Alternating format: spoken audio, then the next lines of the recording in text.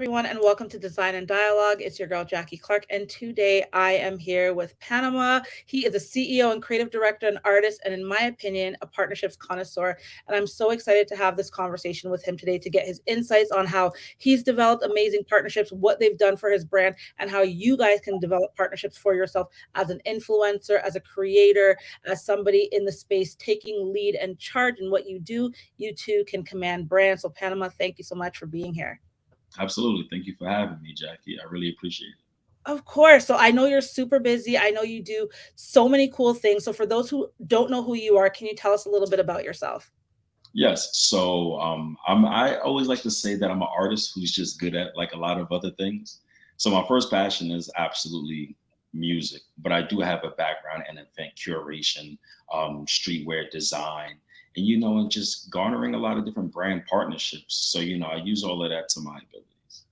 I love that. Can you share some of the brands and partnerships you've cultivated for yourself and for your the events that you've done and stuff? Yes, absolutely. I've had Duce Cognac come on board with a couple of the events that I do. I've partnered with Sharks Pool Club, which is a billiard space based in New York City. I've also garnered a relationship and partnership with Coca-Cola. So those are three to name a few. And I have a couple of others in the past, but we're working on a lot of big things over here. Okay, I love it. And so one of the things I wanted to ask you is, a lot of these are high level brands that you're working with. These are not mom and pop brands. They're very high level brands. And I feel like everybody wants partnerships and sponsorships and everybody wants to go for these big brands. What How do you go about reaching out to brands for potential partnerships, especially the Coca-Colas, the cognacs and Douces? Like, how do you go about reaching out? See, what people need to realize is that behind these brands, they're people, Mhm. and they're people on like different levels. So I feel like it's always very important to find common ground and also find out who's in charge. So you find out who's in charge specifically for like what you're trying to do. And then you got to just pitch yourself. It's less of you pitching what you want from them and what you have going on, more so pitching yourself. Once you sell people on you, people that are more receptive to partner with you and they'll align themselves with you just because they like you as a person. Trust me, I've encountered people who have more accolades than me, bigger numbers than me, and they come to me and ask like, "Hey, how did you get this?" And then I'm thinking like, "Well, you're so and so, you should also be able to get this." But then not everybody's as likable, not everybody's as personable, and a lot of people, regardless of how big they don't really know how to pitch themselves or really know what they're even talking about. So, I always say do your research, and being likable, it certainly helps across the board. I promise you. I love that you talked about that because I think with social media and I think with everything happening, everybody feels like they have to pitch a face. They have to pitch what they think they want the brand wants you to be instead of just pitching themselves. But you touched on something. You didn't say it, but you touched on it. There's a sense of imposter syndrome. Like sometimes some of us are like we think that we have to have hundreds of thousands of followers in order for these brands to work with. In your case, have you noted that to be not true? Absolutely not true. Honestly, I feel like social media as a whole, it definitely works to the benefit because now we are able to reach out to a lot of people, but it also has created this false perception that you have to have these extreme numbers to even quote unquote be somebody or to partner with someone or to work with someone in any capacity. And it's like, no, you could be in a restaurant, strike up a conversation with someone, and they could be the CEO of whatever, but you could have left such an impression that they're like, hey, reach out to me, let me know what you need, you know? Factual, factual. And it is true. Like I remember when I first did my first ever event here in the city, I had 500 followers on my business account, maybe 200 on my personal, but I had big brands, big name brands sending crates to my house where my neighbors thought I was a drug dealer because I'm trucks delivering crates wrapped up to my suburban garage. But it was like, it's the value that you're bringing to the table. It's not necessarily all these big numbers. It's do you have an audience? Do you have an event concept that means something that ties into something? Do you have something unique? Yeah, the numbers help, but how many of us know influencers or people who have millions of followers and they can't generate a proper event or generate sales even? So you Exactly. made some really great points. So, there's a lot of talk in the spectrum now about pitch decks. Everybody's talking about you need a pitch deck, you need this. It's the new coin term. Do you use pitch decks, number one? And if so, what kind of things do you put in your pitch decks that you would help to use to sell your sponsorships or to gain partnerships? You know, it's crazy. So for about maybe the past 3 or 4 years, a lot of my friends who are in the industry, they've been on my back about Panama. You need a pitch deck. You need a pitch deck, and I'm like, sure. You know, I've cultivated a pitch deck. I've had other people who are very proficient at making pitch decks make them from me, and I kid you not, I could count how many times I've actually really needed to utilize the pitch deck, because more often than not, if I get you on a phone call, or even better, if I get you in person, a one-on-one meeting, like I got it sealed, like it's done. You know, the pitch deck honestly becomes like an afterthought. So yes, it is great because it's a way to show what you've done and who you've worked with, because a lot of people that does matter. Yes. You know, like who have you worked with? How long have you been doing this? You know, essentially what have you done? But in my case, and I cannot say that this is going to work for everybody. If I get you in person, like I'm gold. Like I got it. I got it. I'll take you to lunch and then I'll convey exactly what it is that I want to do to you. And if it aligns, it aligns. And most of the time I'll make it align. So what I took from that was you have to find out what works for you. You have Exactly. to kind of find out your own je ne sais quoi, what kind of really works for you, and move in that arena. Because pitch decks, I build them. They are definitely necessary tools because at the higher brand level, they do want to see the event in full capacity. They do want to see the opportunity. But you also said something that I think a lot of us have shied away from is picking up the phone and calling people. That used to be the old school methods, but now with email, everybody just emails. And honestly, I found a lot of success by just picking up the phone because people are surprised that their phone is ringing at work. They're like, hello. And so now you could kind of cultivate and talk and build. And so I love that you said that. So for those listening, take what works. Do have a pitch deck, do have formal information on the back end because somebody may need it, but don't hesitate to pick up the phone and call somebody or meet somebody in person and strike a conversation. That's kind of what I took from what you were saying. Absolutely. Even think about you and I interaction. Mhm. Um, you know, like, yeah, you reached out and everything, but what did I do? I seen your number at the bottom of that email and I called you. Yes, you I, did. I called you because a lot of tone can't be gauged through email or text, you know. So when I'm on the phone with you, you know, like everything that I want to say or Mhm. just the tone, the energy, you know, that you'll know how interested I am, how serious I am, you know. So Absolutely. And yeah, even through our conversation, we, in my opinion, built a little bit of a rapport, built a little bit of an energy chemistry, I like to call it. And then, you feel comfortable because it goes back to exactly what you said in your opening statement, really about energy and people buy emotions and people buy into human factors. If I was nasty on the phone, or even if you had like a tone, I'd be like, I don't know if I want to do this interview with you. And you'd probably be like, I don't know if I want to interview with this girl. You can really feel that a lot because you get that energy exchange. So I love that you brought that up because y'all, I seen a 2-1 something number. I was like, this is unfamiliar. I'm in Toronto, but I answered, and or whatever the area code was. And then you were just like, hey, I got your email. And I was like, dope, he called. And then we chatted on the phone for a little bit longer than what we were supposed to talk about. But that's the power of connection because now we've built some type of comfortability with each other. Where now, if you ask me for something or I ask you for something, there's a bit more receptivity there because there's a sense of feelings. And I tell people this all the time: people buy emotions, right? You go to a certain restaurant, you eat a certain food, you buy a certain deodorant because it makes you feel some type of way. Same thing with energy with people. You buy into their story, you'll support their event because they make you feel some type of way. So I love that you talked about that. Now I want to ask you, you've had a number of successful brand partnerships. And so as a creator and a creative director in this space, how have some of these successful partnerships helped your personal and brand growth? so that's a very interesting question actually. Mm, They've actually directly affected me personally and brand growth wise because most of these partnerships that I've had, they haven't been one offs. Like the people who work by, once again, like I said, behind these brands are real people. And I've developed great relationships like with these real people.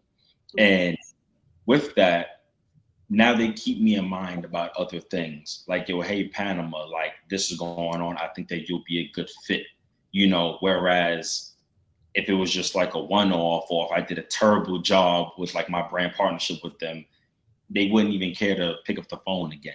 But now, like, they're reaching out to me, or I've developed really good relationships, even like solid friendships, with people who are striving for the same things that you're striving for. Even if it's not directly in the same field, it's still at the same success level that they have for themselves, that they also have for you as well. Because now they become genuinely invested with like what you have going on. And that all started just from the brand partnership being successful in the first place. Absolutely. And that also for me, someone who's been on both sides, I've been a brand pitcher and a pitchy. But when I used to pitch on behalf of brands, would always reach out to certain influencers or certain people all the time, because you also brought a certain value.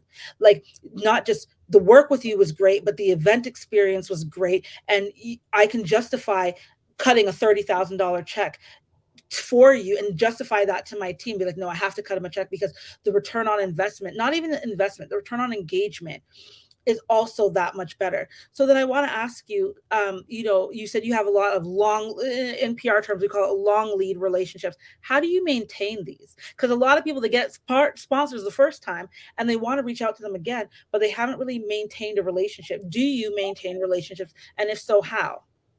Yes. For me, it has to be genuine.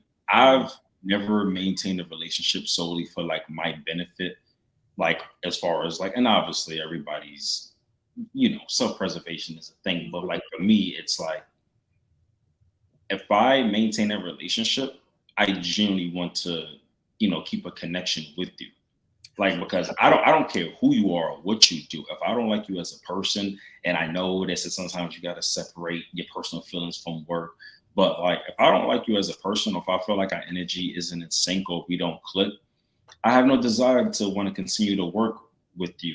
Even if it may benefit me to do so, morally, I just can't. It doesn't sit right with me.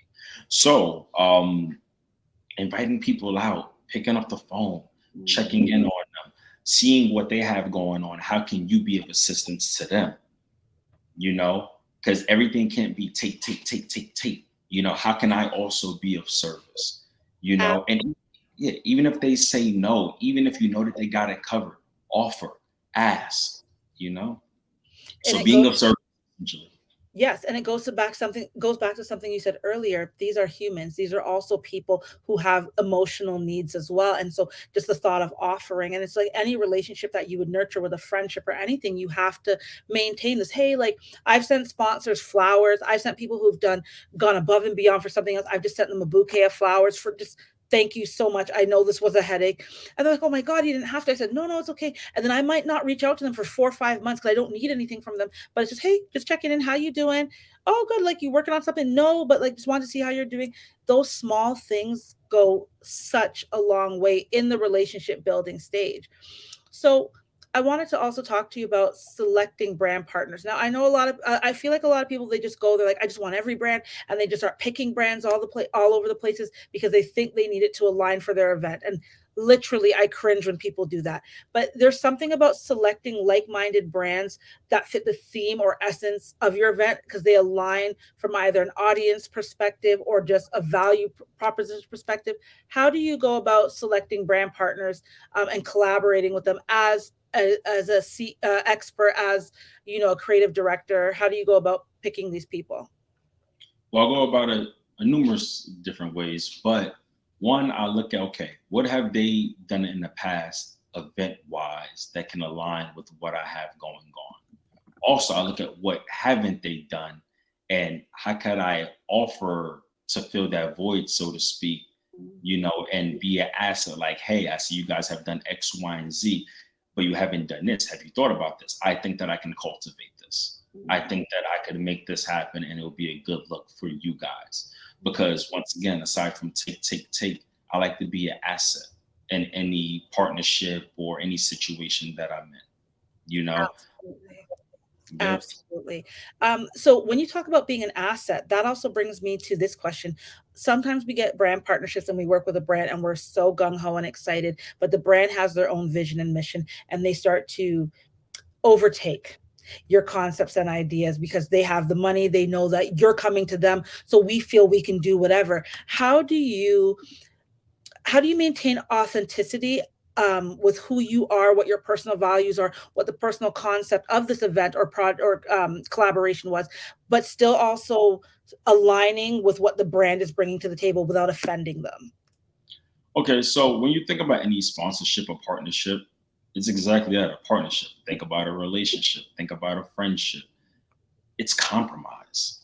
You Mm, know, you're not always going to get everything that you want, but as long as both parties could walk away satisfied, at least that is fair. And it's not going to be 50-50. It might mm. be 60-40. It might be 70-30. But you got to look at the overall picture. And it's like, does this still benefit me overall? And then do they also get to walk away with something that they want? You Mm. know, and that's really what it is. So sometimes you got to take the small L's to take the big W. No, no, that's facts. That's facts.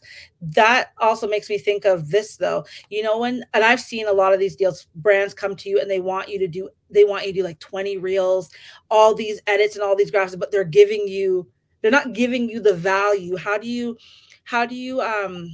I say, how do you express the value? Because sometimes what they're asking and what they're giving you don't equate. How do you be like, hey, listen, like, you want me to create 4 reels, post, do content curation, create a video, do all these things, and you don't want to pay me, or you don't want to pay me the value in which I know I'm worth? How do you communicate your value to them respectfully?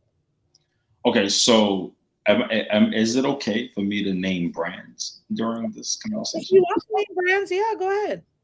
Okay, cool. So this is not even a personal experience of mine, but the experience of a close friend.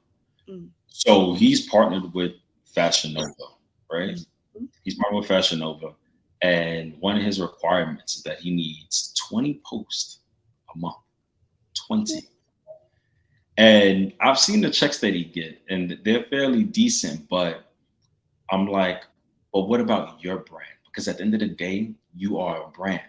So Mm, now your brand identity within a post for a month is solely grounded in Fashion Nova. mm, And then now I go to your page and it's like, well, what do you do? I don't even know what you do anymore because your whole feed is literally just Fashion Nova. So are mm. you really going to like sell yourself out for this check? Or do you have to come, you need to come to some type of compromise with them and let them know? That's how you go about it. Like, hey, I think 20 posts is a bit excessive. I can do 10 so I can also maintain my brand identity. Mm, And also you got to spin it because it's like the reason why you guys decided to partner with me in the first place is because of my numbers and my metrics and my audience. If my audience happens to lose interest in me because I'm only posting you guys, then mm. who is that beneficial to? You know, Absolutely. it got to Absolutely. be some type of self brand identity in there somewhere. Because I'm gonna get tired of seeing Fashion over every day. I'm gonna just scroll past it. Absolutely. And I think also, to add into that, as a influencer, brand, creative, whatever the title you want to call yourself, like you said, there has to be a level of compromise. If I'm going to post 20, it has to be 20 in my authentic tone and my authentic voice. It's not another Fashion Nova ad. It's not just another Fashion Nova commercial. How do you do these brand collaborations within yourself? And I tell people that all the time. Like, I work with a few brands and I'm just like, I'm not like that. I don't model like that. I don't pose like that. You're going to get a Jackie version of this. And because it resonates with my audience, it speaks to the authenticity of who I am as a person. So I so love that you said that. So then I want to ask you this. Have you ever said no to a brand? Like, they've given you a lot and you're just like, woo, but you've known that this is not worth my time or my value. Have you ever just said flat out no to a collaboration? Yeah, I've said no, but I've never said no without trying to renegotiate. You know, and if they don't budge, then I have to say no because if it doesn't align or if you guys don't value me enough to renegotiate where it could be a little bit more fair, then I'm good off that. I love that you talked about the renegotiating value. It is okay to say no and let people know what you're worth, because sometimes brands will test you. They will see how far they can get. It's like a kid. You know, when certain kids know which parents to play, they know who to ask for money. Who, when dad says no, I'm gonna go to mom for this. When mom says no, they know who to play. Brands do the same thing. They want to see how much they can get away with you. And sometimes you have to be okay with saying no and stating your worth. So saying no and stating your worth. And if they still don't compromise, if there's not a compromise, walking away from the table, because sometimes, and it has happened, brands do circle the block because they're like, they realize they do want you, they do see the value, they miraculously found the $2,000 that they always had, and they will give it to you. You know that all they're giving you 1,500, and you're just like, no. And then the next day, okay, we can meet you at 2,500. You're like, so you're telling me you didn't have that yesterday? They're like, Exactly. yeah. So Exactly. I've had brands, publications, venues spin the block on me a couple of times, but you have to put your foot down. mm, You can't say yes to everything. You can't take everything that's offered to you. You can't. absolutely. So how do you measure the success of a partnership, and what metrics or things do you use to kind of help you gauge if this partnership was worth it or not, or valuable? Did I build a new audience from this brand partnership? Was the audience that I currently have receptive to the partnership? You know, and ultimately, I do like for the brand to be satisfied as well. Mm, So if they're down to run it back again, that means that it was successful. mm. That means clearly I bring something to the table that they see that is of value. You know, and then for me, and this is just me, because like I never really get content with that. I'm like, okay, how can I up it? How can I elevate it even more? I've worked with brands and they're like, yo, Panama, like, yo, it's cool. You're doing a great job. I'm like, nah, but I got this idea and I want to do this, because I always want to keep like reaffirming like my value, not just to them, but really for myself, Mm. because I don't want to say certain things get too easy, but I like to be challenged. And a big part of that is really me challenging myself. Absolutely. And that also goes to the growth of expanding your brand, because, um, when you're in your comfort, it's good to just stay there. But then how do you elevate as a person? How do you elevate as a brand? How do you elevate as your audience keeps on growing? So when you keep challenging yourself to do better, you just bring more activation opportunities to the forefront and to the table. So we do have to wrap this up. I feel like I could talk to you all day, just because the wealth of knowledge you're bringing to the table. And I just like how you're just so smooth with it. You're just so candid with it. You're just so cool with it. Well, Um, no, it's thanks. factual. I love it. You're just like, you're like, yeah, this is cool.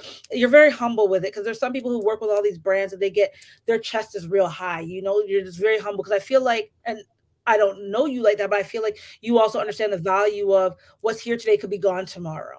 Just based on some of the things you said, no partnership is ever guaranteed. It's not a just because I work with Duce today, Duce is forever with me, because people at those companies change, right? So I like that you're very humble with that, and you keep wanting to do more to show even to whoever else on the team that there's still value in you regardless of who you work with.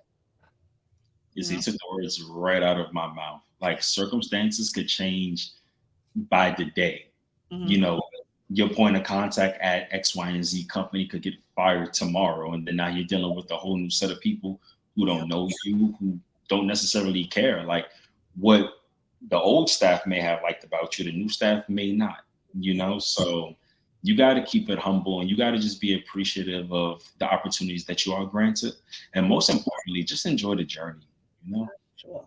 But what I would also say to that is, I'm a big person on when I have brand meetings, I always ask, who are the decision makers? Are there other decision makers that need to be in these meetings? And if so, please add them to the meeting, because let me tell you something. A lot of us only try to get one door in. You got to have multiple doors for the same product, multiple doors for the same room, because again, you don't know who's leaving at what time, who's going on paternity leave, died, left the company, changed positions. You have to have multiple points of entry.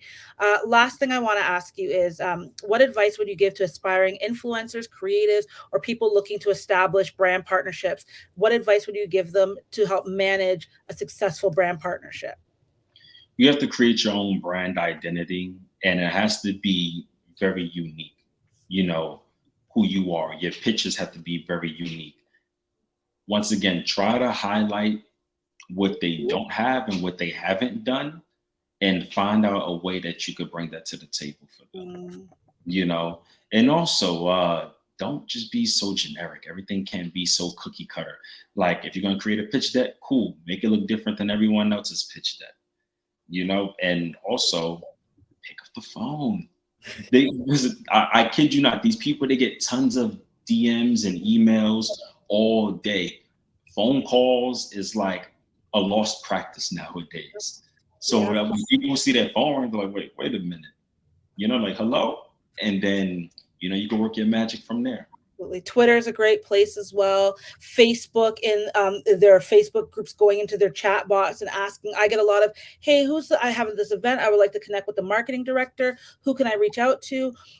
They do that. And even one of the best things I also tell people as well is, even if you know you have an event coming up in a couple of months from now, you need to start your outreach from months prior. But the outreach is not necessarily the sell. It's asking brands, what are you up to? What are you working on? What kind of things are you doing this year? How do you partner with influencers? How do you partner with events? Because a lot of the partnerships I've garnered is just by having conversation, and I'm hearing a need because you are in the business of solving a problem. So when I reach out to brands, I'm like, huh. And I'm like, oh, you have this rum tasting festival in Jamaica, in Barbados, but you're here in Canada. So I have an event, and I now can map out exactly how I can get promotion for this festival that's happening somewhere else by listening to their needs. So sometimes it's not always a direct sell. It's listening to figure out a solution that you could bring. And it could be for today, tomorrow, for another person or a client, but you become a resource and you become useful when you can position a brand that speaks to their needs. So for all those who are listening, Panama and I could go on for days and hours about this, but there's some gems dropped. For those who want to connect with you, follow you, tap into coming to one of your parties, or just tap into your music, or just tap into you, how can they follow you or find you online? Oh yeah, listen, you can find me literally on every social platform, streaming platform, whatever, under Panama Da Prince. That's PANAMADAPRINCE. And I'm always down to chat, you know, reach out. Thank you. It was so great talking to you. Thank you so much for your time and for being here and being so authentic and candid with your responses. We're so grateful. Thank you so much. I appreciate you having me. Thank you. Thank you.